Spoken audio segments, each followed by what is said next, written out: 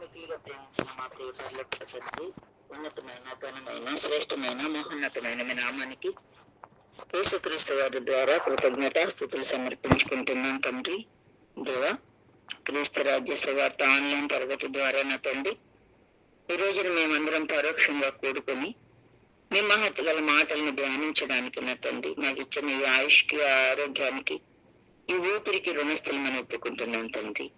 మా బ్రతుకుల్లో నా తండ్రి మీ కొరకు మాత్రమే బ్రతికి మరణించి మీ పాద సన్నిధికి రావాలన్న ఉద్దేశంతో నా తండ్రి, అనేకుల ఆత్మను వెలిగించాలని మీ కుమారులు నా తండ్రి ఆలోచన చేసి నా తండ్రి ఈ మంచి కార్యక్రమాన్ని నడిపిస్తున్న ప్రతి ఒక్కరిని జ్ఞాపకం చేసుకోవాల్సిందిగా అర్థిస్తున్నాను తండ్రి. లోకమంతా పాపంతో నిండిపోయి ఉంటుండగా నా తండ్రి, మరి ఆన్లైన్ నా తండ్రి ప్రభా మీ మహత్తు గల మాటలను వినిపించడానికి ఉపయోగిస్తున్న ప్రతి ఒక్కరిని నా తండ్రి ప్రభా, మరి వినడానికి సంసిద్ధులైన వారిని కూడా నా తండ్రి జ్ఞాపకం చేసుకోండి తండ్రి. ఎంతో మంది ప్రతిరోజు నా తండ్రి వాక్యాన్ని చెప్తుండగా నా తండ్రి, విన్న ఏ ఒక్క మాట నా తండ్రి నిష్ప్రయోజనంగా పోకుండా లాగున నా తండ్రి హృదయాలలో నా తండ్రి నింపుకునే శక్తిని భాగ్యాన్ని దయచేయవలసిందిగా ప్రాధాయపడుతున్నాను తండ్రి. చెప్పడానికి నిలబడిన నాకు సమయోచితమైన జ్ఞానాన్ని అనుగ్రహించండి తండ్రి. మా శక్తి కాదు, మా భక్తి కాదు కానీ నా తండ్రి, ఎందుకు పనికిరాని వారం తండ్రి మేమైతే.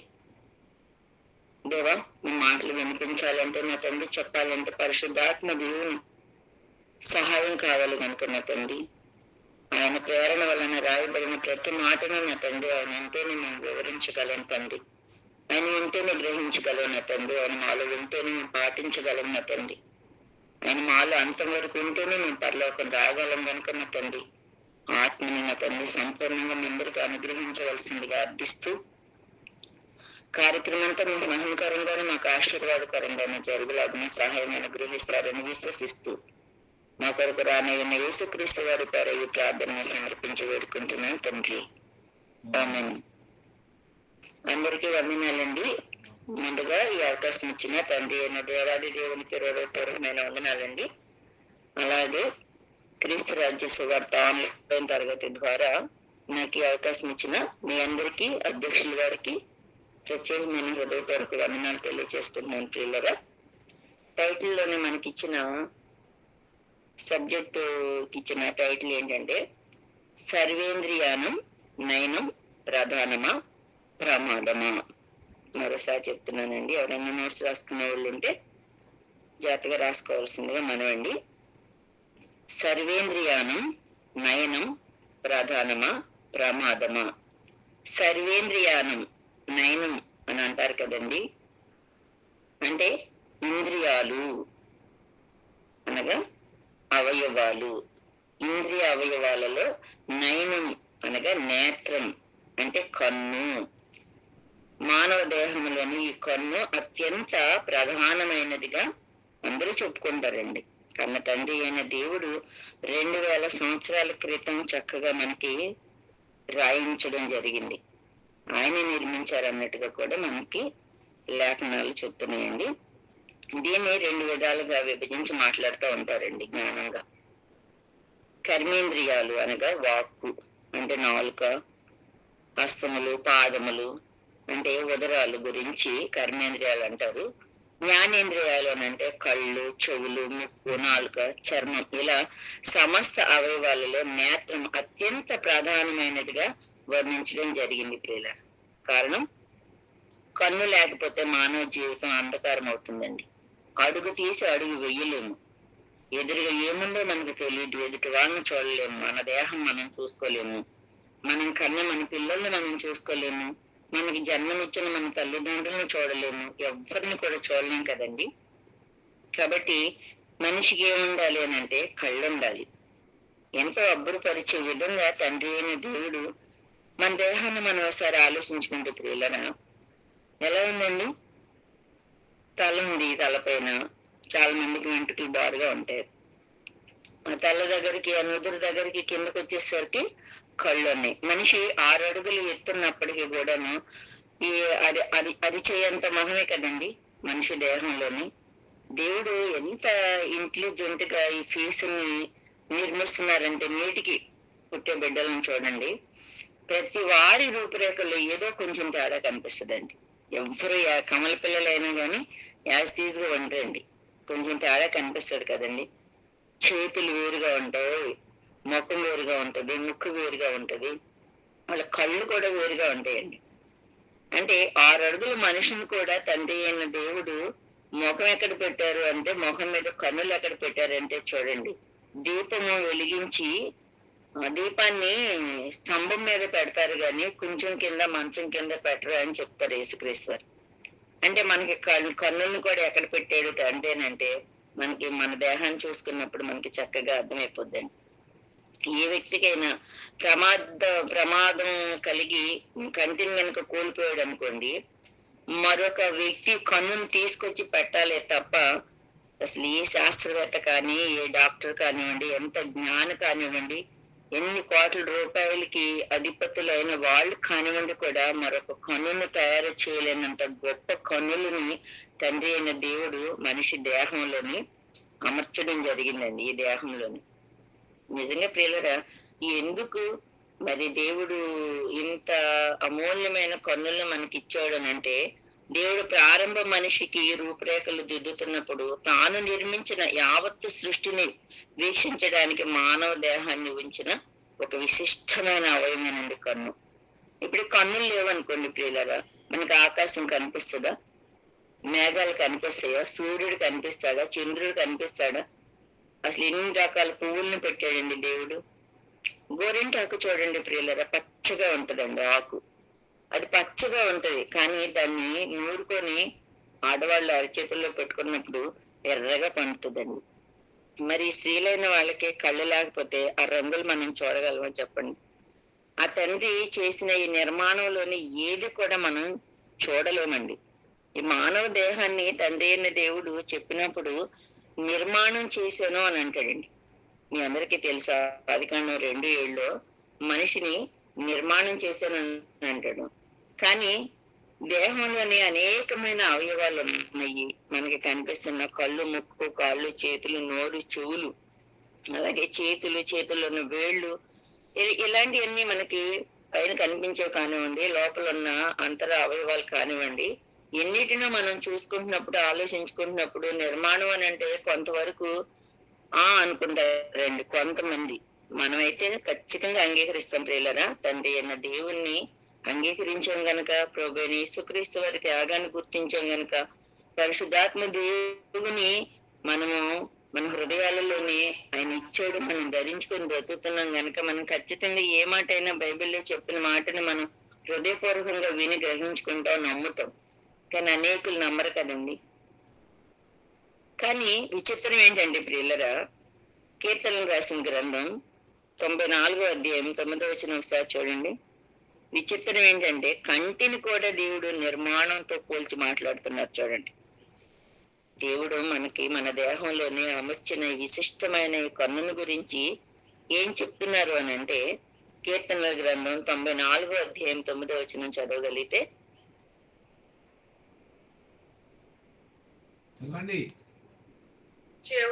చెవులను కలుగజేసిన వాడు వినకుండునా, కంటిని నిర్మించిన వాడు కానకుండునా.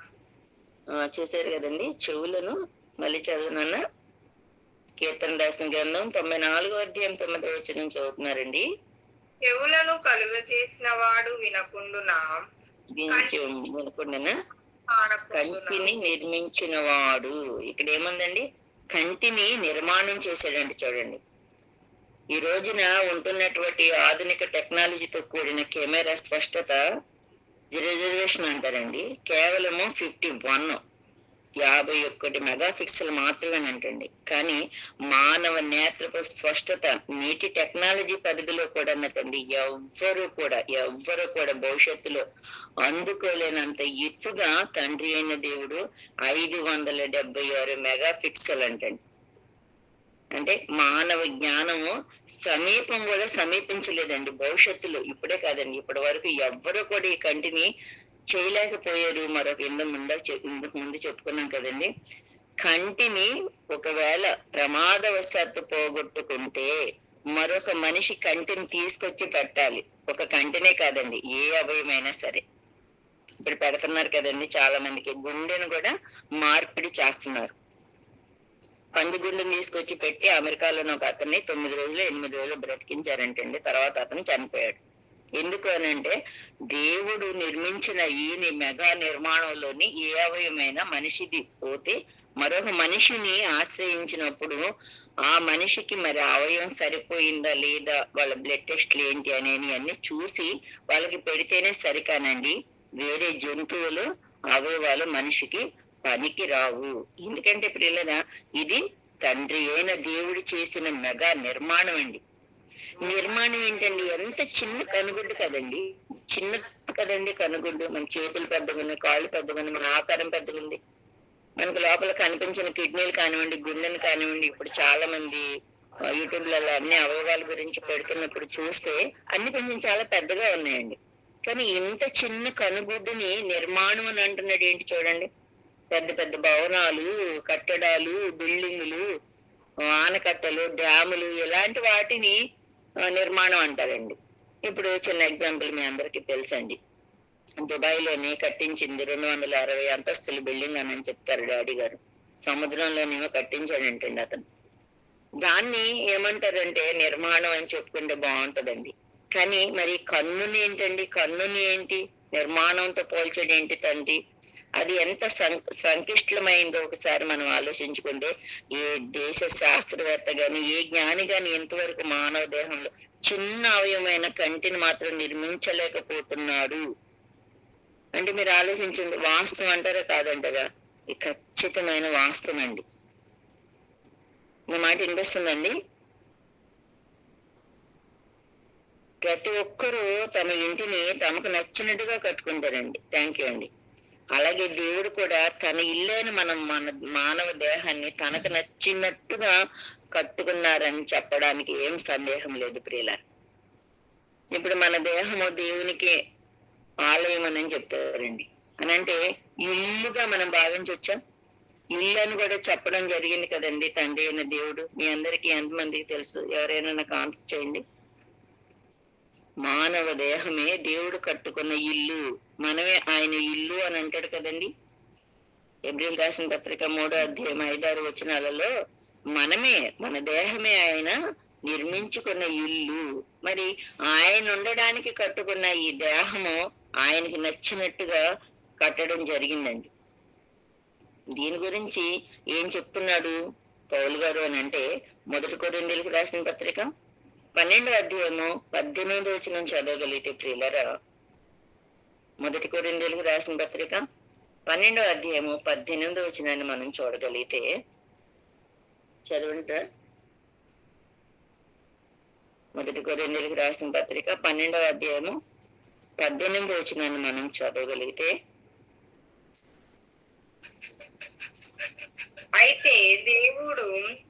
అయితే దేవుడు అవయవములలో ప్రతి దానిని తన చిత్త ప్రకారము శరీరంలో ఉంచెను. చాలు తల్లి. దేవుడే తన చిత్త ప్రకారము కంటిని అంటే కళ్ళని, 2 కళ్ళని అండి దేహంలో ఉంచాడు అని అంటే దానికి తప్పనిసరిగా ఏదో కారణం ఉండి తీరాలి. కారణం లేకుండా తండ్రి అయిన దేవుడు ఏ పని చేయడు కదండి. మరి ఏ ఉద్దేశంతో ఆయన ఈ కంటిని నిర్మించాడు అని మనం చూడగలిగితే మత్తయి సువార్త 6వ అధ్యాయము 22వ వచనం చదవండి. మత్తయి గారు రాసిన సువార్త 6వ అధ్యాయము 22వ వచనాన్ని మనం చూసుకుంటే ప్రియులరా,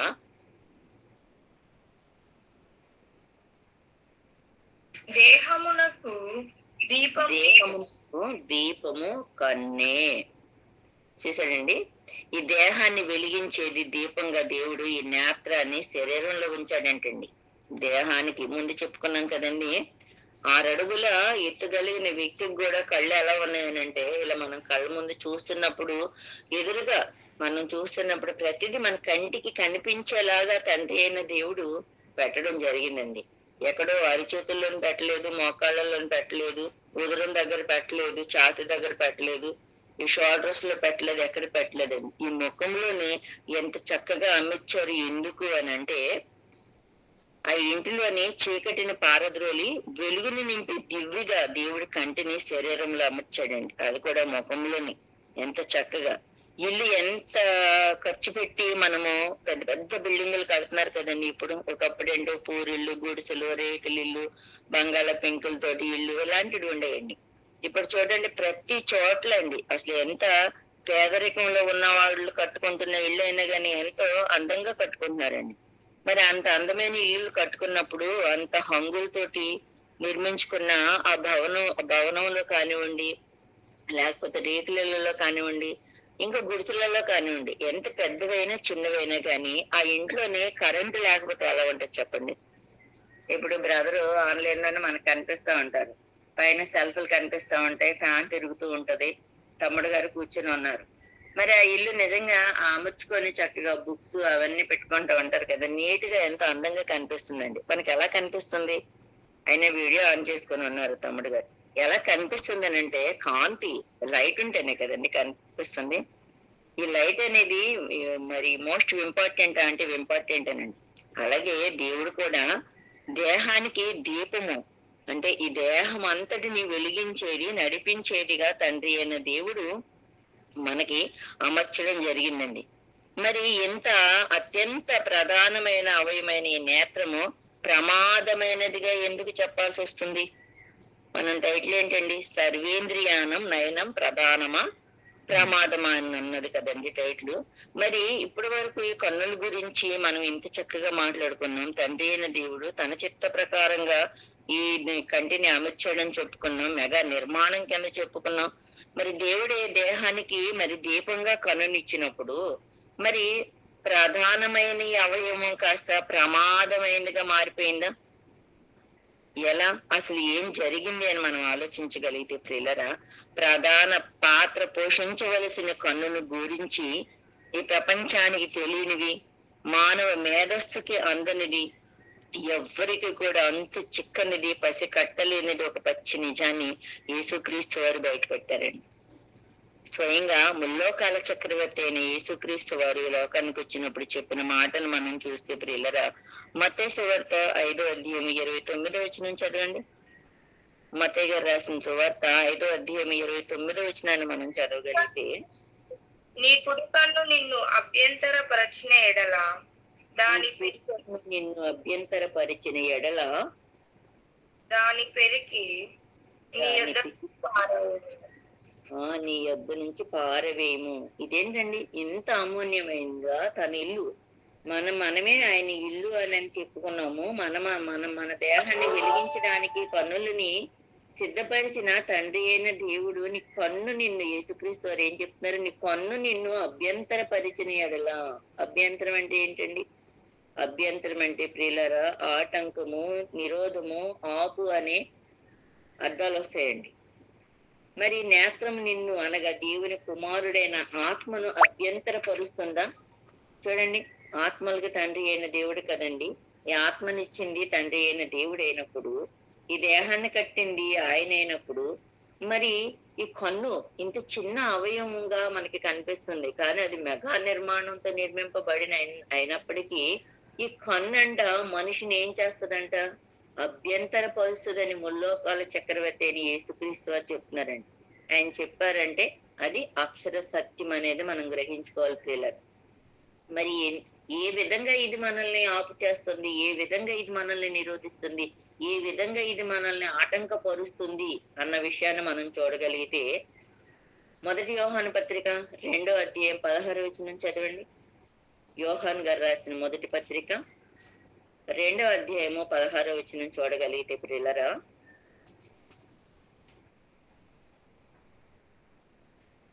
మొదటి యోహాను పత్రిక 2వ అధ్యాయము 16వ వచనం అండి.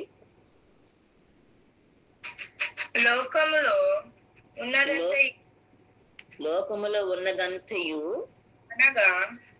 అనగా శరీరాశయు నేత్రాశయు జీవపు డంబమును, శరీరాశయు నేత్రాశయు జీవపు డంబమును తండ్రి వలన పుట్టినవి కావు, ఇవి లోక సంబంధమైనవే. చాలు తల్లి.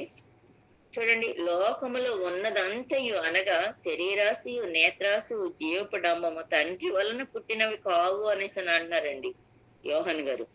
ప్రియులారా, మరి లోకంలో ముందు మనం మాట్లాడుకున్నట్లు నిర్మాణం అంతా చేసింది ఎవరండి? 6 రోజులు తండ్రి అయిన దేవుడే కదండి. మరి విశ్రాంతి లేకుండా విశ్వదినాలు అని చెప్తారండి డాడీ గారు మనకి చెప్తున్నప్పుడు.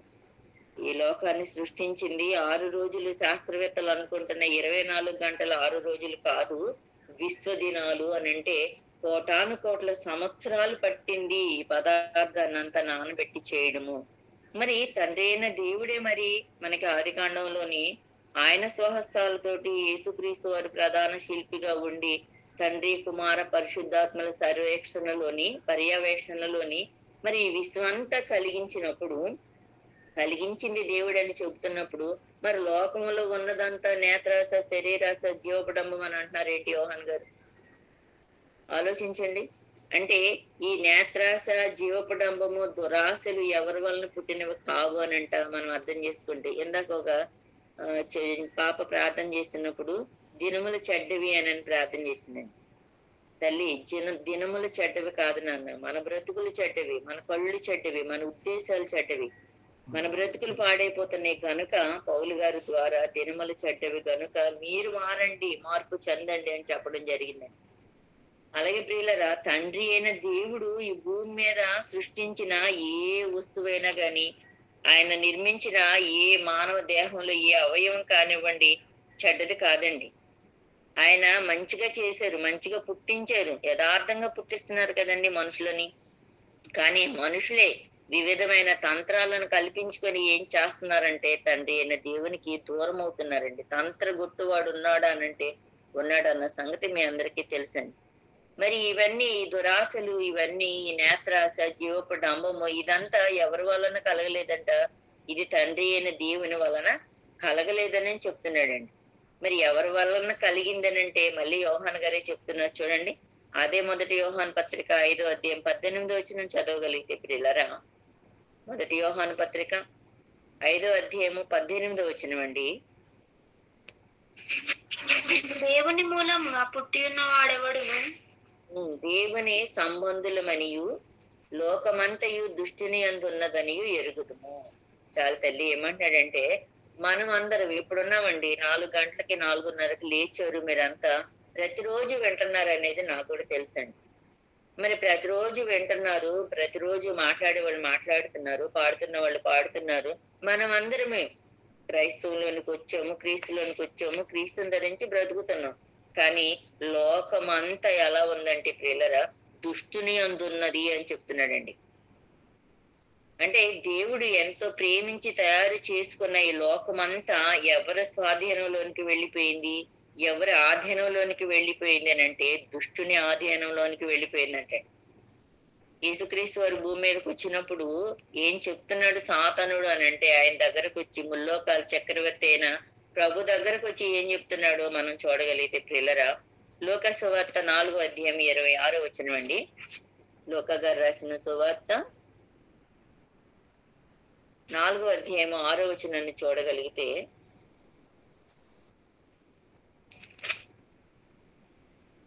చదవండి నాన్న.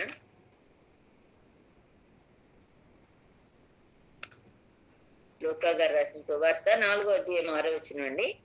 ఈ అధికారమంతయు ఈ రాజ్యముల మహిమయు నీకిత్తును, ఈ రాజ్యముల మహిమయు నీకిత్తును, అది నాకు అప్పగింపబడి ఉన్నది, ఎవరికి నేను ఇయ్యగోరుదునో వానికి ఇత్తును. చూసారండి, అది నేను ఎవరికి ఇవ్వగోరుదునో నేను వాళ్ళకి ఇస్తాను అని అంటాను. అసలు కలిగించింది ఏది ఆయన లేకుండా కలగలేదనని మనకి బైబిల్ చెప్తుంటే, వాక్యం చెప్తుంటే, మధ్యలో అపవాదం ఏమంటున్నాడండి, యేసుక్రీస్తు వారికి లోకాధికారం అంతా చూపించి నీకు ఇస్తాను, నాకు అప్పగింపబడింది. ఎవరు అప్పగించారండి? ఎవరు అప్పగించారు చెప్పండి? మీ అందరికీ సందర్భం గుర్తు చేస్తానండి. 2021 సెప్టెంబరు 11వ తారీఖున అమెరికాలోనే వరల్డ్ ట్రెండ్ ని కూల్చేశారండి. ఎక్కడి నుంచి కూల్చేశారు ఉగ్రవాదులు అంటే ప్రియులరా, ఆ అమెరికాలోనే తయారు చేయబడి ఆ అమెరికాలో తిరుగుతున్న విమానాలను ఉపయోగించి అమెరికా ఆర్థిక వ్యవస్థని కూల్చేశారండి. అనంటే వాళ్ళ దేశంలోనే తయారవుతున్నాయి, వాళ్ళ దేశానికి ఆర్థిక వ్యవస్థని సమకూరుస్తున్న ఆ విమానాలనే ఉపయోగించి ఏం చేశారంటే మరి ఆర్థిక వ్యవస్థను, ఆ ట్రెండ్ సెంటర్లను కూల్చేయడం జరిగింది. టిన్ సిటీస్ అంటారు కదండి, దాన్ని కూల్చేశారండి. అనంటే తన వేలుతోనే అమెరికా తన వేలుతోనే తన కంటిని పొడుచుకునేటట్టుగా చేసేసింది అపవాదం. అంటే ఇప్పుడు చూడండి, చేసింది ఎవరు? కలిగి ఉన్నదేది ఆయన లేకుండా కలగలేదు. యేసుక్రీస్తు వారు లేకుండా కలగలేని ఈ విశ్వము దానికి తెలుసు. అపవాదికి తెలుసా తెలియదా అంటే తెలుసండి. తెలిసి దేవుని కుమారుడా, దేవుని కుమారుడా, దేవుని కుమారుడా అనే మాట్లాడుతుంది కదండి. నువ్వు దేవుని కుమారుడు అయితే అయితే అయితే అని మాట్లాడు. దానికి తెలుసా అంటే దానికి తెలుసు కదండి. అయినా కానీ ఏం చేస్తుంది? ఆయన చేసుకున్న ఈ నిర్మాణాన్ని ఆయనకే ఏమిస్తుందనంట, దాసోహం అయితే నీకు ఇస్తాను అని చెప్తుందండి. దానికి ఎంత కుయుక్తో మీరు ఆలోచించండి. ఎవరు అప్పగించారండి అపవాదికి? ఎవరండి? ఇంత నిర్మాణం చేసి 6 రోజులు విశ్వ దినాలు కష్టపడి తండ్రి అయిన దేవుడు చేసిన ఈ విశ్వాన్ని లేని వాటిని ఉన్నట్టుగా పిలిచి, పదార్థాన్ని పిలిచి ప్రధాన శిల్పిగా ఉండి ముగ్గురు కలిసి కష్టపడి అనేక మంది దేవదూతల సమ్మేళనంలో చేయబడిన ఈ విశ్వాన్ని మరి ఎవరు దానికి అప్పగించారు అని అంటే మీ అందరికీ తెలుసండి. టూకీగా చెప్తాను. ఆదాము దగ్గరికి వచ్చింది, ఆదాము గారిని పడగొట్టలేకపోయింది. అవ్వ దగ్గరికి వచ్చింది, ఏం చేసిందండి? మీరు చెప్పండి. అవని ఏం చేసింది? దాని కుయుక్తితోటి మోసపరిచింది. ఏం చూపించిందండి? నేత్రాశ చూపించింది, శరీరాశ చూపించింది. శరీరానికి ఏం కావాలి? పండ్లు కావాలి. అనేకమైన పండ్లు తినమన్నాడు తండ్రి. అయినా గాని అందనిది పండు, అందనిది ఏమో తీయగా ఉంటది అని అంటారు కదండి. పొరుగింటి పుల్లకూర బాగుంటది అని చెప్తా ఉంటారండి. మొన్న ఈ మధ్య ఒక స్కిప్ చూసానండి నేను. ఏంటంటే ప్రతిరోజు పక్కింటి ఆవిడ దగ్గర కూర తీసుకొస్తేనే ఆ భర్త తింటున్నారట. ఈమె రోజు అడగలేదు కదండి ఆడకూతురు. వెళ్ళి ఏం చేసినా గానీ తీసుకురా, ఇది బాగోలేదు, అది బాగోలేదు, ఇది తింటే నాకు ఇది అవుతుంది, అది తింటే నాకు అది అవుతుంది. భార్య 2-3 కూరలు చేసి పెట్టిందండి. అయినా కానీ నచ్చట్లేదు. పక్కింటి ఆవిడ దగ్గర తీసుకురామన్నప్పుడు ఆ పశువుల దగ్గరికి వెళ్ళి అది వదిలిపెట్టిన వ్యర్థ పదార్థాన్ని గిన్నెలో పెట్టి తీసుకొచ్చి కంచంలో పెట్టిందండి. ఇదేమంటారు కదా, పేడకళ్ళు ఏమని. అది తీసుకొచ్చి పెడితే కళ్ళు మూసుకొని తినేస్తున్నాడు ప్రియులారా అతను. అంటే చూడండి, అతనికి ఏముంది ఆశ అని అంటే పక్కింటి వాళ్ళ మీద ఆశ ఉంది. అంటే పక్కింటి ఆవిడ చేసింది, భార్య చేసింది నచ్చట్లేదంటే నచ్చట్లేదనే కదండి అర్థం. అలాగే భర్త వద్దని చెప్పినా గానీ ఏం చేసిందని అంటే మరి స్త్రీ కదండి, బలహీనరాలని తండ్రి అయిన దేవుడు చెప్పడం జరిగింది. నేత్రాశను చూపించింది, ఆ పండుని తినిపించింది, భర్తను కూడా చంపేసుకునే స్థితికి తీసుకుని వెళ్ళిపోయింది. ఈ రోజు అంతా మీరు విస్తరించి ఫలించి భూమిని నిండించి అభివృద్ధి పరిచి దానిని లోపరుచుకొని ఏలండి అని చెప్పాడండి దేవుడు.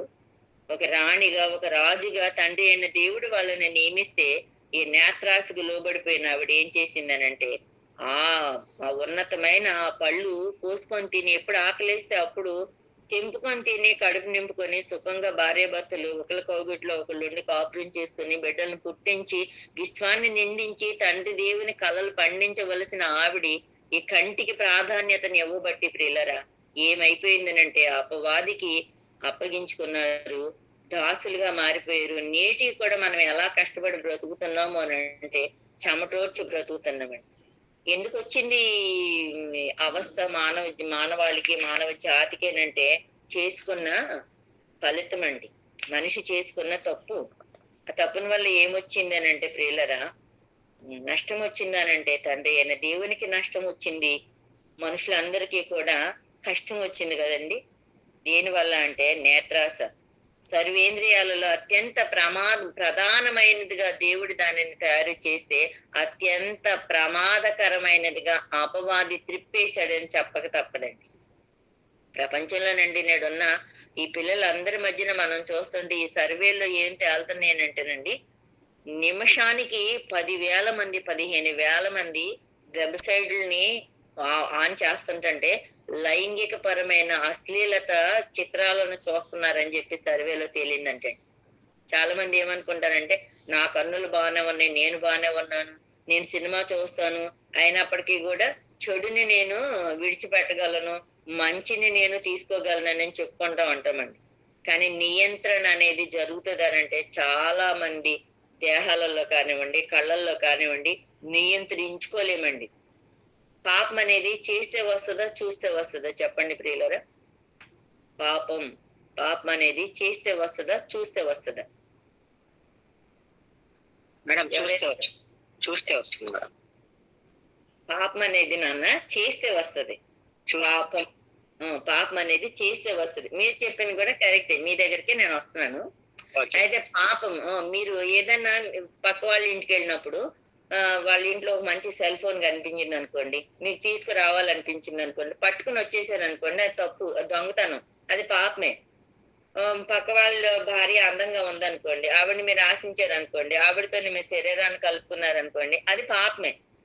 అయితే చాలా మంది ఏమనుకుంటున్నారంటే పాపం అనేది వచ్చేది చేస్తేనే కదా, చూస్తే ఏం కాదు అని అనుకుంటున్నారండి. మీరు చెప్పింది కూడా చూస్తే కూడా పాపమేనండి. పీతర్ గారు చెప్తున్నారు చూడండి ఈ సందర్భంలోని, అదేమి నేరం కాదు అని అనుకుంటుంది లోకం. చూస్తే వచ్చేది నేరం ఏం కాదు అని చెప్పి దాదాపు 90% అండి, 90% ఈ రోజున చూపులతోటి ఎక్కువ పాపాలు చేస్తున్నారని సర్వే చెప్తుంది. ఈ శాస్త్రవేత్తలు ఘోషిస్తున్నారు, నిమిషానికి 10,000 మంది 15,000 మంది, అది కూడా యూత్ అంటండి, 15 సంవత్సరాల నుంచి 20 సంవత్సరాల లోపు వాళ్ళేనంటండి ఆ లైంగిక కార్యక్రమాలను చూస్తున్న పిల్లలు. ఎంత దౌర్భాగ్యం అండి. ఏం నేర్చుకుంటున్నారు అని అంటే, మేము చేయట్లేదు కదా, చూస్తున్నాం కదా అని అంటున్నారు. పేదరు గారు రాసిన 2వ పత్రిక 2వ అధ్యాయము 14వ వచనాన్ని చదవగలిగితే,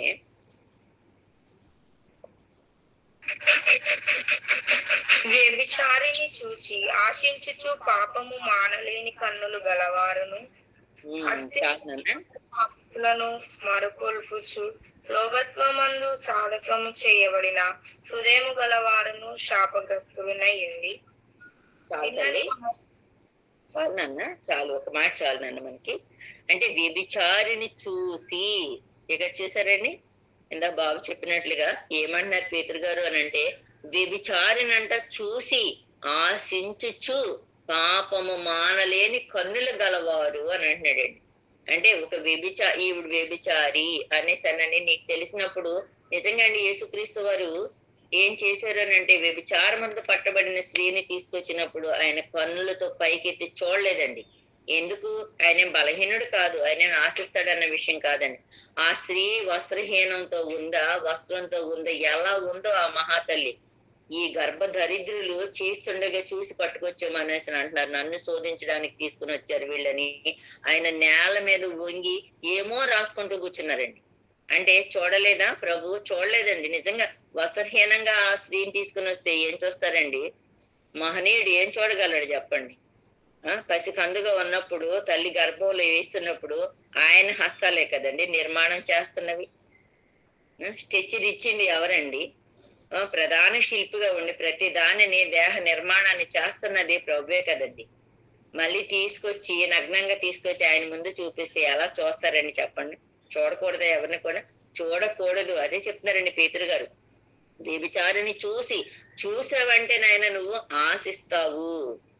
చూసి నువ్వు ఆశించి పాపాన్ని మానలేని కన్నులు గలవారు అవుతారంట. అంటే వ్యభిచారం చేయడం పాపం అని తెలుసు, కానీ చేస్తున్నవారు మాత్రమే పాపులు అనడం లేదండి. ఇక్కడ చూస్తున్న వాళ్ళు కూడా పాపులు అని అంటున్నాడండి దేవుడు. అదేంటి చూపే పాపమా? అవును, చూస్తున్నావంటే ఆశిస్తున్నావని అర్థం కదండి. ఉదాహరణకి మీరు ఊహించుకోండి, నేను చెప్పను కానీ మీరు ఊహించుకోండి. సినిమాలు చూసారనుకోండి, ఆ హీరోయిన్ ఊహించుకోండి, ఆ హీరోని ఊహించుకోండి, ఎలా ఉంటదండి? అలా చూడకూడని దానిని చూడాలని కోరుకోవడాన్ని నేత్రాస అని అంటున్నాడు దేవుడు. ఇలాంటి వాటిని దేవుడు క్రియేట్ చేయలేదండి. నేత్రాస, జీవపు డంబము, శరీరాశను దేవుడు పెట్టలేదంటండి. అది దుష్టుని నుంచి వస్తుంది. ఒకప్పుడు ప్రియులరా VCRలు, CDలు, DVDలు అవి మాత్రమే, వాటికి మాత్రమే పరిమితమై ఉన్నారంటండి పిల్లలు. ఎవరో భార్య ఊరు వెళ్ళినప్పుడా, మరి భర్తలు 2-3 పురుషులు కలిసి ఆ DVD ప్లేయర్లు సంచులలో పెట్టుకొని మోసుకొచ్చుకొని ఏదో పెట్టుకునే వాళ్ళు అంటండి. ఏమో చూసేవాళ్ళట. మళ్ళా గనక ఇంటికి ఎవరన్నా వచ్చి తలుపు కొట్టారంటే కంగారు పడిపోతూ ఉండేవాళ్ళే. మరి ఇలాంటివన్నీ డాడీ చెప్తా ఉంటారు, మనకు తెలుసు. మరి ఇప్పుడు ఏంటండి, స్మార్ట్ ఫోన్లు ప్రతి వాళ్ళ చేతిలోని ఫోనేనండి. 10th క్లాస్ పాస్ అవ్వకుండానే ఆన్లైన్ తరగతులు అని చెప్పి ఇప్పుడు చూడండి 2nd క్లాస్ పిల్లలకు కూడా ఆన్లైన్ తరగతులు. నేను కూడా ప్రియులరా క్రీస్తు సైన్యం అనే గ్రూప్ నడిపిస్తానండి.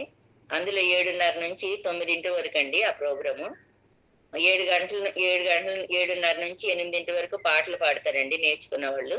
8 నుంచి 9 వరకు వాక్యం జరుగుతూ ఉంటది. పిల్లలు రాలేదే నాన్న అని నా బంధువులేనండి. నేను మా మా ప్రిన్సిపల్ గారు మాణిక్యరావు గారండి. ఈ తమ్ముడు ఆన్లైన్ తరగతులు జరిపిస్తారు కదని నేను తెలంగాణ స్టేట్ ప్రెసిడెంట్ గా ఉన్నానని ప్రసన్న బాబు గారు చెప్తే నేను కూడా మా బంధువుల మధ్య మా స్నేహితుల మధ్యన ఈ ప్రోగ్రాం నడిపిస్తున్నానండి. మా వాళ్ళే కదా నేను స్వతంత్రంగా ఫోన్ చేసి అడిగితే పిల్లలు ఆన్లైన్ తరగతి వింటున్నారక్క, ఫోన్ ఇవ్వట్లేదక్క, ఫోన్ ఇవ్వట్లేదమ్మా, ఇది చెప్తున్నారండి. ఏంటి 2వ తరగతి పిల్లలకి 3వ తరగతి పిల్లలకు కూడా ఆన్లైన్ తరగతుల? ఆలోచించండి. ఏముంటదండి వాళ్ళ మైండ్ లోని. స్కూల్కి వెళ్ళి అక్షరాలు నేర్చుకోవలసిన ఈ వయసులోని స్మార్ట్ ఫోన్లు చేతికిస్తే ఏం చూస్తారండి? మా మనవడు 5 సంవత్సరాలు ఉన్నాడు ప్రియులారా. నిజంగా వాడు భోజనం చేయాలంటే ఫోన్ అడుగుతాడు, భోజనం చేయాలనంటే టీవీ పెట్టమంటాడు. ఆ టీవీలోని కార్టూన్ నెట్వర్క్స్ అవి పెట్టినా తింటాడు, మన పాటలు పెట్టినా తింటాడు. మన పాటలు కూడా బాగానే వింటాడండి. అంటే ఏం కావాలి పిల్లలకి అని అంటే ఫోన్లు కావాలి, టీవీలు కావాలి. ఇప్పుడైతే చిన్న చిన్న పిల్లలు కాబట్టి బొమ్మలు చూపిస్తాము, పాటలు చూపిస్తున్నాం, వీడియోలు చూపిస్తున్నాం. వాళ్ళు పెద్ద అడుగు ఫోన్ ఇచ్చానంటే నా ఫోన్ ఎక్కడన్నా ఉంటే తీసుకొని స్క్రోల్ చేస్తా ఉంటాడండి. వాడికి లాక్ రాకపోతే వాడు ఫోటోలు తీసుకుంటా ఉంటాడండి. 5 సంవత్సరాల కుర్రోడికి ఏం అర్థమైపోతుందో చూసారా పిల్లరా టెక్నాలజీ. ఒకప్పుడే అలా ఉండేవాళ్ళండి, కానీ ఇప్పుడు ఎంత జగుర్చాకరంగా వికారమైన బొమ్మలు బొమ్మలు బొమ్మలు బొమ్మలండి. నాకు తెలియదండి, ఒకప్పుడు మా పిల్లలు కంప్యూటర్ తీసుకొచ్చారండి. ఇప్పుడు 15 సంవత్సరాల కిందట, దగ్గర 17 సంవత్సరాలు అయిపోతుందండి. వాళ్ళు తీసుకొచ్చి పెట్టినప్పుడు నాకు మామూలుగా కొంచెం ఆన్ చేయడం అది వచ్చి నేను ఏదో పెట్టుకుందామని చూసి ఎవరో ఒక అమ్మాయిని చిన్న చిన్న బొమ్మలతో ఒక గ్రీన్ డ్రెస్ వేసి అంత పెట్టారండి. ఏంటి ఎలా పెట్టారని చెప్పేసి నేను ఆన్ చేసినందుకు పిచ్చి పిచ్చి అన్ని వచ్చేసినాయండి. సాయంత్రం మా పెద్ద బాబు వచ్చినప్పుడు వాళ్ళు ఏదో వర్క్ చేసుకోవడానికి ఓపెన్ చేసి మమ్మీ నువ్వేమైనా చూసావా సిస్టమ్ లో అని అడిగింది. నేనేం చూడలేదు నాన్నంటే లేదు మమ్మీ నువ్వేదో ఆన్ చేసావు అనేసి అన్నానండి. నేనైతే ఏం ఆన్ చేయలేదు నాన్న, అది ఎవరో ఒక చిన్న పాప ఇట్లా డ్రెస్సులో గ్రీన్ డ్రెస్సులు ఎలాగుంది, ఏంటి ఎలా పెట్టారు బొమ్మ అని చెప్పి అలా చూసాను నాన్న అంటే, మమ్మీ నువ్వు దయచేసి ఆడపిల్లలైనా మగ పిల్లలైనా కానీ చూడకు, ఎలాంటివన్నీ వచ్చేస్తాయి. మన ఇంట్లో ఎవరైనా వచ్చినప్పుడు మేము సిస్టమ్ ఆన్ చేసామంటే మా పరువు పోద్దమ్మా, మేము చూసాం అనుకుంటారు. ఇలాంటివన్నీ ఒకటి క్లిక్ చేస్తే 100ల కొద్దీ వచ్చేస్తాయమ్మా అని చెప్పి మా పిల్లలు చెప్పడం జరిగిందండి. అప్పటి నుంచి నేను అసలు మళ్ళీ ఎప్పుడు ముట్టుకోలేదండి. ఇప్పటికి కూడా నా ఫోన్ లో ఉన్నాయండి, నేను ఆన్లైన్ చూస్తాను, యూట్యూబ్ లో ఏమన్నా చూస్తాను, ఫేస్బుక్ చూస్తాను, అంతేగాని ఇంకా నేను అసలు గమ్ముని కూడా ఏది చూడడానికి నేను ఇష్టపడినండి. ఆనాడు నాకు పడింది దెబ్బ.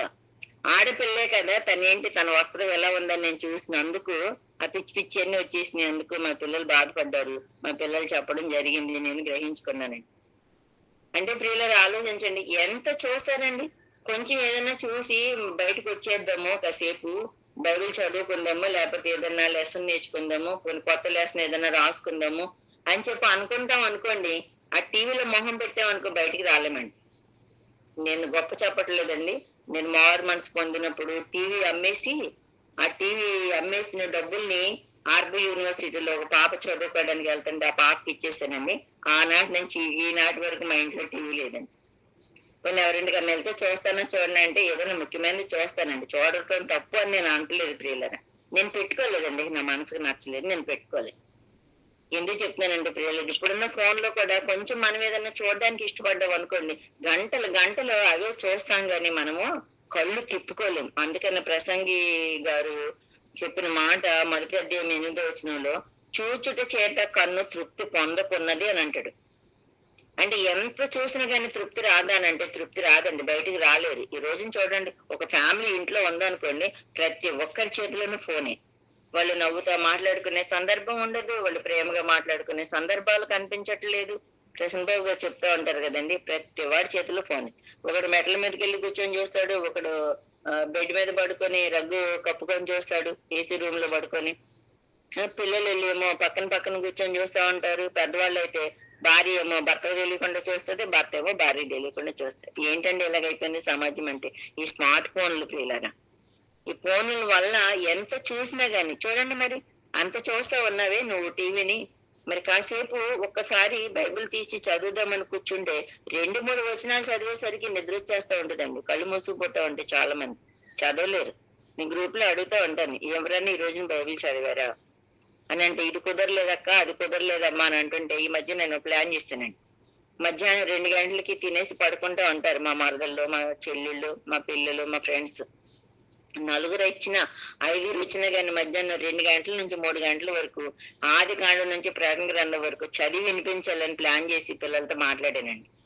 ఎందుకంటే వాళ్ళు చదవలేకపోతున్నారండి.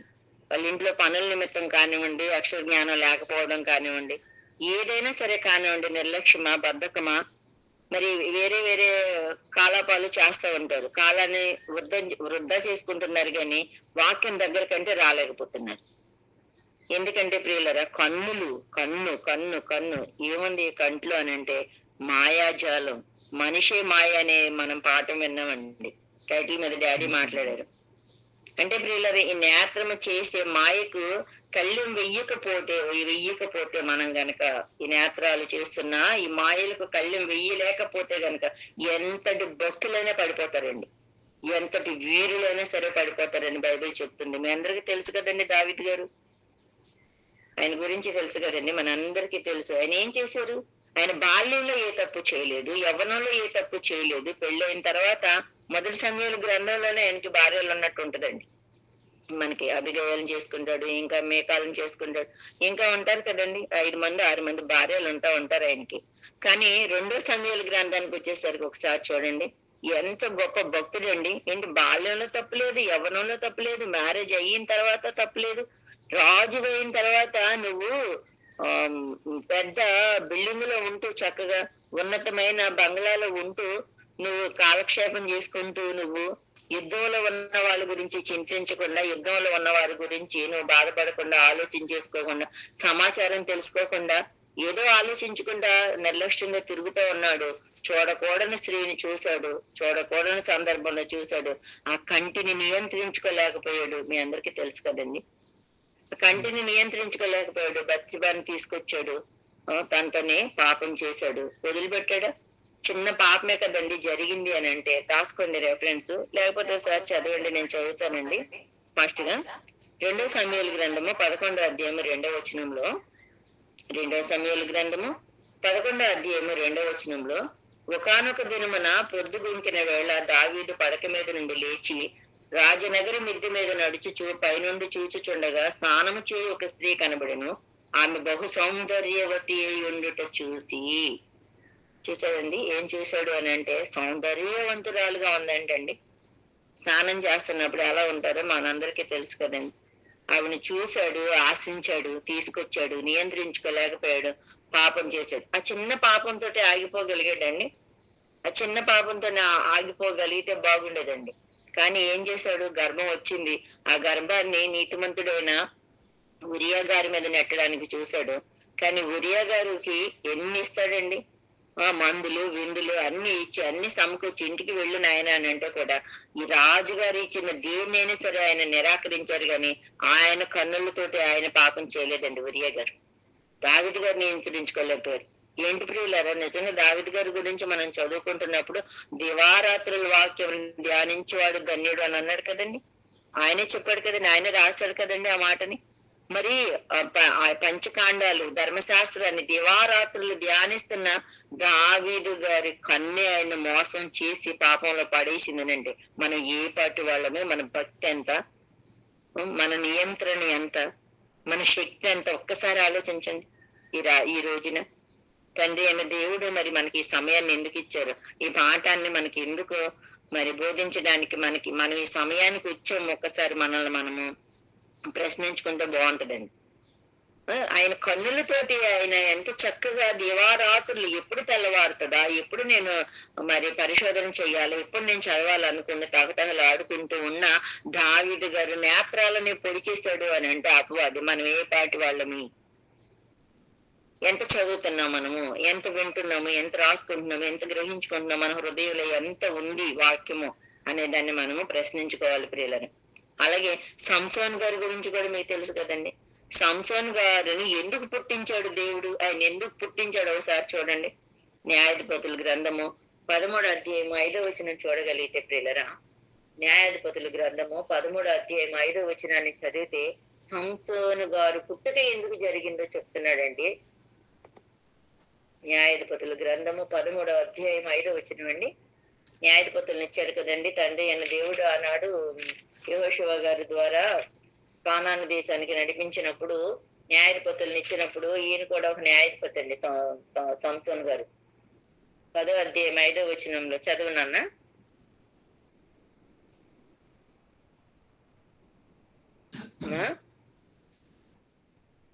నేనే చదవనండి.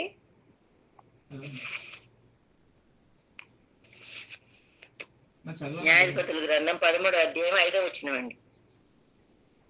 ఎందుకు పుట్టారండి? సంసోన్ గారు పుట్టుక ఎందుకు జరిగింది? భక్తులు కదండి. ఆ భక్తుల జననాల గురించి చాలా మందికి తెలుసు కదండి. మీరు చెప్పండి ఎవరైనా, సంసోన్ గారి జననం ఎందుకు జరిగింది? ఇశ్రాయేలు జనాంగాన్ని రక్షించడానికి న్యాయాధిపతిగా పుట్టిన సంసోన్ గారు ఏమైపోయారండి? ఈ నేత్రాశకి లోలుడైపోయాడండి. నియంత్రణ లేకపోయింది ఆయనకి. ఎక్కడికి వెళ్ళిపోయాడు అని అంటే మీ అందరికీ తెలుసు. న్యాయాధిపతుల గ్రంథము 14వ అధ్యాయము 1వ వచనం. న్యాయాధిపతుల గ్రంథం 14వ అధ్యాయం 1వ వచనం.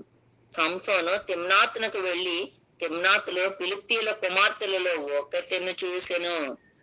నీకెందుకునైనా నీ ఇశ్రాయేలు జనాంగంలోనే నువ్వు ధర్మశాస్త్రాన్ని ఉల్లంఘించి ధర్మశాస్త్రంలో ఉన్న ఆజ్ఞలను నువ్వు అతిక్రమించి ఫిలిష్తీయుల కుమార్తెలను చూడడం ఏంటి?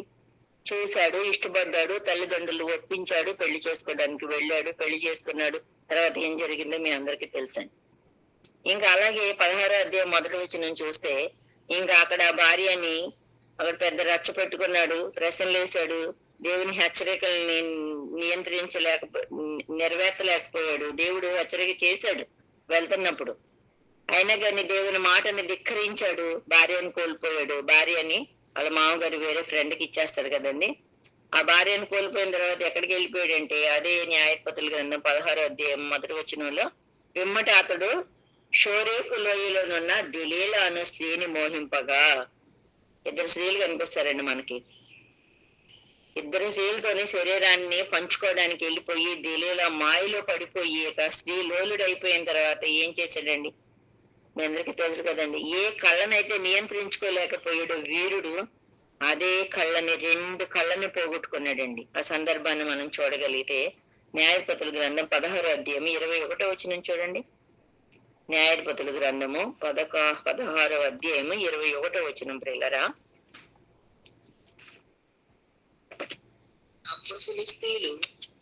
అప్పుడు ఫిలిష్తీయులు అతన్ని పట్టుకొని అతని కన్నులను ఊడదీసేశారంట. చాలండి. ఎందుకండి? ఎందుకు? ఎవరు రక్షణ కొరకు నువ్వు పుట్టావు? ఎందుకు పుట్టించాడు తండ్రి? నీ తల్లిదండ్రుల దగ్గరికి దేవదూతను పంపించాడు, మనసు దగ్గరికి తల్లి దగ్గర పంపించి నాజీరు చేయబడిన వాడు, నాకు వ్రతపృత్తుడు, ఇతను నా కొరకే నియమింపబడ్డాడు, నా ప్రజలను రక్షించడానికి రక్షకుడుగా నియమింపబడిన ఇతడు ఏం చేయకూడని పనులు చేయడానికి వెళ్ళాడంటే ప్రియులరా, నియంత్రించుకోలేకపోయాడు. వెళ్ళావు ఫిలిష్తీయుల్ని, వాళ్ళనే నాశనం చేయాలి, నువ్వు వాళ్ళనే వీళ్ళ జోలికి రాకోకుండా కాపాడాలి. కానీ నువ్వేం చేసావు నాయన అంటే నీ కన్నులను నియంత్రించుకోలేకపోయావు. నీకు ఇంద్రియ నిగ్రహం కలిగిన ఆత్మని దేవుడు ప్రతి భక్తుడికి ఇవ్వడం జరిగిందండి. ఒకప్పుడు పరిశుద్ధాత్ముడు వచ్చి వెళ్ళిపోయేవాళ్ళు. ఇప్పుడైతే 2000 సంవత్సరాలుగా మనతోనే ఉండిపోయాడు కదండి భూమి మీద. ప్రభుని అంగీకరించి బాప్తీసం తీసుకున్న ప్రతి ఒక్కరూ హృదయంలోనికి వెళ్ళడం జరుగుతుందండి. ఈ లోకంలో జరుగుతున్న పాపాన్ని నీతిని ఒప్పించడానికి, పాపం చేస్తున్నాం మనం చేసింది తప్పు అని చెప్పడానికి ఆయన మన హృదయంలోనికి వస్తున్నాడండి. ఆ రోజున అంతటి మహాభక్తులైన వాళ్లే స్త్రీలోలుడైపోయి ఏం చేశాడు? ఏ కన్నులతో నువ్వు నిబంధన చేసుకొని నువ్వు కన్నుల్ని నియంత్రించుకోలేకపోయావో, ప్రధానమైన కన్నుగా నీ దేహం అంతటిని రక్షించడానికి, కాపాడడానికి, సంరక్షించడానికి, పోషించడానికి, ఇతరులను కూడా పోషించి నువ్వు కష్టపడి పోషించి నీ భార్య పిల్లలను నువ్వు సంరక్షించుకోవడానికి ఇచ్చిన ఈ దేహంలోనే ప్రధానమైన కన్ను ఏమైపోయిందండి? మనిషిని ప్రమాదంలోనికి, ప్రతి మనిషిని దావీదు గారిని నెట్టేసిందా? సంసోన్ గారిని నెట్టేసిందా? అనేక మంది భక్తులను నెట్టేసినట్టుగా మనం చూస్తా ఉంటామండి. ఇప్పుడున్న present still Bible Open University India international అని ఇంత వాక్యాన్ని అభ్యసిస్తున్న వాళ్ళలో కూడా మన ప్రసన్న బాబు గారు అంటున్నారండి, ఏదో నేను పర్సనల్ గా మాట్లాడడానికి కొడుకుతో మాట్లాడుతున్నప్పుడు, అమ్మ ప్రతి ప్రశ్న ఏదో ప్రశ్న వేయడానికి ఫోన్ చేశానండి. చేసే అమ్మా ఈ రోజున ప్రతి ప్రశ్నలు ఎలా వస్తున్నాయంటేనమ్మా, వ్యభిచారం ఏంటమ్మా, ఇంత వాక్యం నేర్చుకుంటున్న వాళ్ళు కూడా ఎలా అయిపోతున్నారమ్మా, కడుపు వేగిపోతుందమ్మా, ఏం చెప్పాలో అర్థం కావట్లేదమ్మా, అసలు చాలా బాధాకరమైన విషయాలమ్మా, భర్త ఉండంగానే భార్యలు వ్యభిచారాలు చేస్తున్నారమ్మా, ఇవే ప్రశ్నలు వస్తున్నాయమ్మా అని చెప్పేసి నేను బాధపడ్డారండి కొడుకు. నాకు కూడా చాలా బాధ అనిపించిందండి. ఎందుకు ఇలా అయిపోతున్నారంటే ప్రియులారా, భర్తలను మోసం చేసే భార్యలు మోసం చేసే భర్తలు. ఇందాక బిడ్డ ఉదయము ప్రార్థన చేస్తున్నప్పుడు మంచి ప్రార్థన చేసిందండి. 16 సంవత్సరాల పాప అండి, షాపూర్ నగర్, మాది హైదరాబాద్ అండి. మేము షాపూర్ దగ్గర చింతల్లోనే ఉంటాము. ప్రజెంట్ నేను కడపలో ఉన్నాను మా పాప గారి దగ్గర. 16 సంవత్సరాలు పెంచుకున్న తల్లిని ఏం చేసిందంటే కాల్ రాసేసిందంట. ఆ ప్రియుడు 8 నెలలు అంటండి పరిచయం, ఇన్స్టాగ్రామ్ లో పరిచయం అయ్యాట. ఈ స్మార్ట్ ఫోన్ల వల్లనే కదండి, ఆ పిల్లల నమ్మి ఫోన్లు ఇవ్వడం వలన, ఆ అక్కరగా ఉన్నదానికి ఫోన్లు ఇచ్చి, అక్కర లేని దానికి ఫోన్లు ఇచ్చి, ఆ పిల్ల 16 సంవత్సరాల పాపని, టీనేజ్ కదండి, ఏం తెలుసు ఆ పాపకి, అసలు మంచి చెడు కూడా ఏమి తెలియదండి. నాకు తెలుసు అసలు ఓ 17 ఏళ్ళు 18 ఏళ్ళు నిండితే ఏమన్నా కాస్త అవగాహన వస్తుందండి. వెర్రితనము, మోజు, క్రేజు, ఏమంటారు ఆకర్షణ. తండ్రి అయిన దేవుని ఆకర్షణలోనికి వెళ్ళవలసిన ఈ మనుషులందరూ లోక ఆకర్షణలోనికి బలైపోయి కన్న తల్లిని చంపుకుందంటే, ఆ ప్రియుడిని పిలిపించిందండి, వెళ్ళిపోయిందంటే ఇంట్లో నుంచి. వెళ్ళిపోయినప్పుడు మరి నాకు తెలిసి శరీరాలను కలుపుకున్నారో ఏమో అయిపోయిందండి. ఇక ఆ శరీర కోరిక నేను నియంత్రించుకోలేక బిడ్డ తల్లిని చంపడానికే వాళ్ళని పిలిపించింది అని అంటే, విన్నప్పుడు ఆ న్యూస్ చూసినప్పుడు నాకు చాలా బాధ కలిగిందండి. ఒక రోజు అంతా నేను భోజనం చేయడం మర్చిపోయానండి. ఆ రోజు మా పెద్దపాప అంటున్నారు, నువ్వు అలా భోజనం చేయడం మర్చిపోతావంటే, మనసులో బాధ ఉంటే నిజంగా తండ్రి ఈయన దేవుణ్ణి ఇలా ఇంతమంది ఈ విధంగా మనం బాధపెడుతున్నామా, ఇలాంటి పిల్లలు ఉన్నారా, ఇలాంటి తల్లిదండ్రుల, ఇలాంటి బిడ్డల, ఎంత ఉన్నతంగా వాక్యం నేర్చుకుని ఎంబీడీహెచ్ చేసిన పిల్లలు కూడా నాశనానికి నడుస్తున్నారని అన్నప్పుడు ఎంత బాధ కలుగుతూ ఉంటది కదా పిల్లలు. అందుకు కాదు కదండి దేవుడు. అందుకేనండి ఈ విషయాలన్నిటినీ మనకి ఏమి కలగడానికి రాయించాడంటే, కొరింథీయులకు రాసిన పత్రిక 11వ అధ్యాయము 11వ వచనంలో, ఈ సంగతులు దృష్టాంతములుగా వారికి సంభవించి యుగాంతమందున్న మనకి బుద్ధి కలగడానికే రాయబడినవి. కన్ను చేసే మాయా జాలాన్ని ఎరుగక యేసుక్రీస్తు వారు దానిని నియంత్రించే మార్గాన్ని వివరించిన విధానాన్ని మనం చూడగలిగితే ప్రియులరా నిజంగా ధన్యులమండి. మనం పాటించగలిగినప్పుడు ధన్యులమండి. ఈ సందర్భంలో చూడండి, మత్తయి సువార్త 5వ అధ్యాయం 29వ వచనం చూడండి. మత్తయి సువార్త 5వ అధ్యాయం 29వ వచనంలో మహనీయుడు చెబుతున్న మాట అండి. మనం పాటించగలిగితే మనం ధన్యులం ప్రియులారా, నిత్య జీవానికి వారసులం అవుతామండి. మత్తయి సువార్త 5వ అధ్యాయం 29వ వచనాన్ని చదవగలిగితే, నీ కుడి కన్ను నిన్ను అభ్యంతరపరిచిన ఎడల దాన్ని పెరికి నీ యొద్ద నుండి పారవేయుము. మా మెగా నిర్మాణము, చాలండి, మెగా నిర్మాణము, మహా నిర్మాణము, కన్నును నిర్మించిన దేవుడు ఏం చెప్తున్నాడండి? నిన్ను అభ్యంతర పరిస్తే, నువ్వు నియంత్రించుకోలేకపోతే, నువ్వు ఆపు చేయలేకపోతే, నువ్వు నిరోధించలేకపోతే ఏం చేయాలంటండి? పెరికేసి తీసేసి పారేసేయాలంటండి. శరీరము ఆత్మకును, ఆత్మ శరీరమునకును విరోధముగా ఆపేక్షించుచున్నది అని అంటారు పౌలు గారు గలతీయులకు రాసిన పత్రికలో 5వ అధ్యాయం 17వ వచనంలో చెప్తారండి ఆయన. శరీరం ఆత్మ కంట, ఆత్మ శరీరానికి విరోధముగా ఉన్నాయంటండి. కానీ దేహం అని అంటే, దేహము ఆత్మ రెండు కలయికే కదండి మానవుడు. కానీ మరి ఎందుకు శరీరం ఎలా అయిపోతుంది? ఎందుకు నేత్రాస, ఎందుకు జీవపు డంబము, ఎందుకండి? శరీరంలో జరుగుతున్న ప్రతి కోరికను నియంత్రించుకోలేక ఏం చేస్తుంది? ఒక సినిమాలో ఒక డైలాగ్ విన్నానండి, ఇప్పుడు ఎన్నో సంవత్సరాల కిందటండి. ఆ అమ్మాయి ఎవరో నాకు అంత తెలియదు. పెళ్ళైన భర్తని ఆశించి డబ్బు భార్యకి ఏమో డబ్బు పిచ్చండి. అప్పుడు చాలా కాలం కిందట మేము హిందువులమేనండి, నేను సినిమాలు చూసేదాన్ని ప్రియులారా. ఆ మూవీ నేను చూసానండి. భార్యకేమో డబ్బు పిచ్చి, భర్త ఏమో ఉన్నతంగా బ్రతుకుతూ నిజాయితీగా బ్రతుకుతూ ఎక్కువ సంపాదించలేడు. ఆ సంపాదించలేనప్పుడు వీడికి నగలు పిచ్చి, చీరలు పిచ్చి ఉన్నప్పుడు ఒక ఉన్నతమైన ఇంట్లో నుంచి వచ్చిన కుమార్తె వచ్చి చూసినప్పుడు భార్యకి డబ్బు పిచ్చి ఉందని అతన్ని, ఆ హీరోని ఈ అమ్మాయి ఇష్టపడి ఏం చేస్తుందంటే భార్యకి డబ్బు ఇచ్చి ఒప్పించి పెళ్లి చేసుకుంటుందండి. పెళ్లి చేసుకున్న కొంతకాలానికి భర్త ఆమెకు దూరం అయిపోతా ఉంటాడండి. ఈ డబ్బు పిచ్చితోటి బెడ్ మీద డబ్బులు వేసుకుంటది, అన్నిటి మీద డబ్బులు వేసుకుంటది. ఆ తర్వాత చూస్తే ఆ రెండో భార్య బిడ్డలను ఆకర్షించుకుంటది, భర్తని చక్కగా ప్రేమతో చూసుకొని అంతా బయటికి షాపింగ్లు, షికార్లు, పిక్నిక్లకి వెళ్తా ఉంటదండి. ఎంతో కాలానికి బుద్ధి వస్తుందండి మహా పతివ్రత శిరోమణికి. నా భర్త నాకు మిస్ అయిపోతున్నాడు, నా బిడ్డలు నాకు మిస్ అయిపోతున్నాడు, డబ్బును ఆశించని ఏంటి అని అన్నప్పుడు ఆ అమ్మాయి కూడా ఇక ఏడుస్తుంది అని చెప్పి చచ్చిపోవడానికి వెళ్తదండి. ఎవరైతే డబ్బుకి భర్తను అమ్ముకుందో ఈ అమ్మాయి చచ్చిపోవడానికి వెళ్ళినప్పుడు ఆ రెండో భార్య అంటదనమాట, మంచి మాట అంటదండి. కన్నులు చూసిన ప్రతిదీ మనిషి ఆశించకూడదు, మనిషి ఆశించిన ప్రతి చోటికి మనిషి వెళ్ళకూడదు అని అంటదండి. మంచి మాట పలికిందండి ఆవిడ. నాకు ఆ మాట నచ్చి మీకు ఇది చెప్పాను ప్రియులరా. అంటే ఈ కన్నులు చేసే మాయాజాలానికి మనం పడిపోకూడదు అండి, పడిపోకూడదు. కన్నులు చూస్తాయండి, ఇప్పుడు తలపైనే ఉంది కదండి, తల కిందనే ఉంది కదా, మనం ఎటు చూసినా గానీ 4 దిక్కులు చూసినా అన్ని కనిపిస్తాయి మనకి. కానీ అన్నిటిని చూసిన ప్రతి దాన్ని ఆశించకూడదు అండి, ఆశించకూడదు. ఆశిస్తే నష్టం ఎవరికి జరిగిందండి? డబ్బు ఉంది కదా అని చెప్పి అమాయకురాలైన భార్యకి నువ్వు డబ్బుని ఎరేసి ఆ భర్తను కొనుక్కున్నావు, కాపురం చేసావు కొంతకాలమే, మళ్ళీ జాలి పడ్డావు, భర్తను వదిలేసింది, అమెరికా వెళ్ళిపోతుందండి. లాస్ట్ కి ఎవరికి నష్టం వచ్చింది?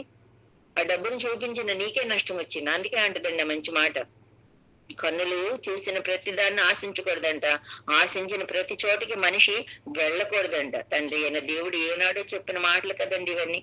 నిన్ను అభ్యంతర పరిస్తే ఏం చెప్పారు యేసుక్రీస్తు వారు? నీ కన్నులు పీకేయి. మరొక మాట అంటాడండి మత్తయి సువార్త 18:9 నీ కన్ను నిన్ను అభ్యంతర పరిచిన దాన్ని పెరికి నీ వద్ద నుండి పారవేయము, 2 కన్నులు కలిగి అగ్ని గల నరకములో పడవేయబడుట కంటే ఒక కన్ను కలిగి జీవములో ప్రవేశించుట నీకు మేలు అని చెప్పారండి యేసుక్రీస్తు. ఈ రోజున ప్రియులరా కంప్యూటర్ లో కానివ్వండి, మొబైల్లో కానివ్వండి, చూడకూడని ఏమన్నా చూడాలనుకుంటున్నప్పుడు పిల్లలు ఏం చేస్తారంటే ఇటు అటు చక్కగా అందరినీ చూస్తూ ఉంటారండి. ఇంట్లో అమ్మ ఏం చేస్తుంది, నాన్నగారు ఏం చేస్తున్నారు, తమ్ముడు ఏం చేస్తున్నాడు, చెల్లి ఏం చేస్తున్నాడు, అక్క ఏం చేస్తుంది, బాగా ఏం చేస్తుంది, ఇరిగింటోళ్ళు పొరిగింటోళ్ళు ఎవరైనా ఎవ్వరు చూడలేదనే ఆలోచన వచ్చినప్పుడు, మనసు కుదిరినప్పుడు వాడు చక్కగా కంప్యూటర్ లో కానీ, ఫోన్ లో కానీ, టీవీలో కానీ పిచ్చి పిచ్చి పెట్టుకొని చూస్తున్నప్పుడు ఏ భయము ఉండదండి. నన్ను ఎవ్వరు చూడట్లేదని అనుకుంటాడు. కానీ ఎవ్వరు చూస్తున్నారు అనేది మనం చూస్తే ప్రియుల కీర్తనల గ్రంథము 33 13 చూడండి ఒకసారి. టైం అయిపోతుంది, ముగించుకుందామండి. కీర్తనల గ్రంథము 33 13 చూడగలిగితే ప్రియులరా. ఆకాశము నుండి కనిపెట్టుచున్నాడు, ఆయన నరులందరినీ దృష్టించుచున్నాడు. చూసారండి, ఆ యెహోవా అంట ఆకాశము నుండి, ఆయన పైన ఉన్నారు కదండి, ఆయన అందరినీ కనిపెడుతున్నాడంట, నరులందరినీ దృష్టించుచున్నాడు. ఆయనకి కంటికి కనిపించని స్పష్టము భూమి మీద ఏదీ లేదని చెప్పారండి పౌలు గారు. అంటే ప్రతిదీ తేటగా కనిపిస్తుందా? కనిపిస్తుంది. ఆ చూసే దేవుని కొరకు యోబు గారు ఆయన కన్నులకి నిబంధన చేసుకున్నాను అని అంటాడు చూడండి. యోబు గ్రంథము 31 చూస్తే ప్రియులరా, ఆ తండ్రి అయిన దేవుడు చూస్తున్నాడు అని చెప్పి న్యాయవంతుడు, యథార్థవంతుడు భూమి మీద అతని వంటి వాడు ఎవడు లేడని సాక్ష్యం ఇచ్చాడు కదండి తండ్రి అయిన దేవుడు. యోబు గ్రంథము 31 చూస్తే ప్రియులరా,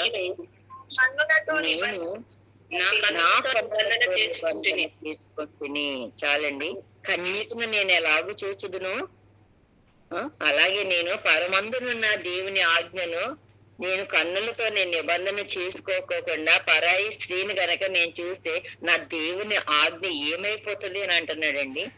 అంటే దేవుణ్ణి నమ్ముకున్న మనము ప్రభు చూస్తున్నాడని చెప్పి తెలుసుకున్న మనము మన విజ్ఞాపనలు, ప్రార్థనలు వసింపచక్యం కాకుండా మనం చేసే ప్రార్థనలని పరిశుద్ధాత్ముడు తండ్రి అయిన దేవునికి పంపుతున్నాడు కదండి, తెలుసు మీకు. అలాగే మనందరి కొరకు విజ్ఞాపనలు చేస్తూ ఇంకొక సంవత్సరం సమయం ఇవ్వుతండి, ఇంకొక సంవత్సరం సమయం ఇవ్వమని చెప్పి నేను బాగా తవ్వుతాను, బాగా వాక్యం వినిపిస్తాను, మంచి మంచి మాటలు తెలియచేపిస్తాను, ఇంకా కొంత సమయం నువ్వు మారుతారేమో అని చెప్పి యేసుక్రీస్తు వారు విజ్ఞాపన చేస్తున్నారండి. అప్పుడు మనం ఏం చేయాలి? మన కన్నులను నియంత్రించుకోవడానికి మనం ఏం చేయాలండి? ఒక యోబు గారి లాగా ఉండాలండి, దావీదు గారి లాగా పడిపోకూడదు. ఆయన ఉన్నతుడు, ఆయన బ్రతుకు కాలం అంతా ఒకే ఒక తప్పు చేశాడని రాయించబడిందండి. కానీ కన్నుని నియంత్రించుకోలేక ఆయన తప్పు చేశారు. బత్షెబతోటి పాపం పడక సుఖాన్ని పంచుకోవడమే కాదండి, నిరపరాధి అయిన ఉరియాని చంపడం వరకు తీసుకెళ్ళిందండి అపవాది. ఈ చిన్న తప్పే కదా, చిన్న పాపమే కదా అని మనము మన కన్నులతో నిబంధన చేసుకొని మనం నియంత్రించుకోలేకపోతే వచ్చే నష్టం ఇంత అంత కాదండి. అగ్నిగుండంలోనికి వెళ్ళిపోతాం కదండి. అందుకే చెప్తారు సొలొమోన్ గారు, నా కుమారుడా నా మాటల్ని అంగీకరింపుము, నా వాక్యములు నీ చెవి యొగ్గు నీవు, నా వాక్యానికి నీ కన్నుల ఎదుటి నుండి దాన్ని తొలగిపోనీయకుము, నీ హృదయం అందరూ వాటిని భద్రము చేసుకో అని చెప్తారండి సామెతలలోని. వాక్యము హృదయంలోని వాక్యం ఉంటే ఏమవుతుందని అంటే మనము దేన్నైనా నియంత్రించగలము, అన్నదమ్ముల్లాగా పిలవగలము, అక్క చెల్లెల్లాగా పిలవగలము, వృద్ధ స్త్రీలని తల్లుల్లాగా చూడగలము, పవిత్రమైన పూర్ణ ఆత్మతోటి మనము బ్రతకగలము అని అంటే ఏం చెయ్యాలి అని అంటే చివరికి ఒక మాట చూసుకుందామండి. ఎబ్రిల్ రాసిన పత్రిక 4వ అధ్యాయం 12వ వచనం చదవగలిగితే ప్రియులరా, ఎబ్రిల్ రాసిన పత్రిక 4వ అధ్యాయము 12వ వచనం. ఎందుకనగా దేవుని వాక్యము సజీవమై బలము గలదై రెండంచుల గల ఎటువంటి ఖడ్గము కంటెన వాడిగా ఉండి ప్రాణాత్మలను కీళ్లను మూలును విభజించినంత మట్టుకు దూరుచు హృదయం యొక్క తలంపులను ఆలోచనలు పరిశోధించుచున్నదంటే చూడండి. మానవ హృదయాలలోనికి వెళ్ళవలసింది వాక్యము ప్రియులరా. ఈ కన్నులతోటి చదవవలసింది బైబిల్, కన్నులతో చూడవలసింది దేవుని ప్రసంగాలు. ఎంతవరకు మనము ఇంత భక్తిగా ఉంటామో, ఎంతవరకు మనము మన హృదయంలోనికి వాక్యాన్ని ఎక్కించుకుంటామో అంత అభివృద్ధి చెందుతాము, అంత మనము దేవుని దగ్గర ఉన్నతంగా బ్రతకగలుగుతాము, మనము ప్రతి దాన్ని జయించగలుగుతాము. యేసుక్రీస్తు వారి గురించి మీకు తెలుసు కదండి.